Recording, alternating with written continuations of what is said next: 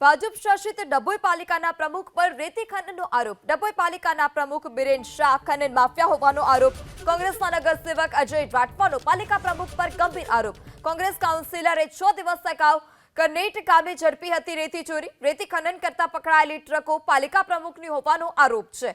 પોલીસે તત્કાલ કબજે કરી ટ્રક જપ્ત કરવાને બદલે પરત આપી દીધાનો કોંગ્રેસનો આરોપ। પાલિકા પ્રમુખ બિરેન શાહ સામે કાર્યવાહી કરવા કોંગ્રેસની માંગ। વડોદરા જિલ્લા કોંગ્રેસના નેતાઓએ કલેક્ટરને આપ્યો આવેદનપત્ર।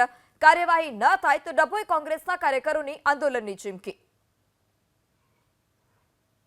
ડભોઈ નગરપાલિકાના માલિકીની 2 જેટલી ટ્રકો પકડાઈ એ બાબતે પોલીસ કસ્ટડીને સોંપેલી, પરંતુ પોલીસ તંત્રએ પોલીસ સ્ટેશનમાં નહીં પણ નાંદોદ વિભાગોની બહાર મોકલી। ત્યાંથી બીજા દિવસે કોઈ દંડ ભર્યો નથી કે કોઈ પણ જાતની કાર્યવાહી કર્યા વગર તે આરોપીના ઘરે, હાલના જે ડભોઈ નગરપાલિકાના પ્રમુખ છે એમના ઘરે ટ્રકો મૂકવા માટે આપી દીધેલી છે।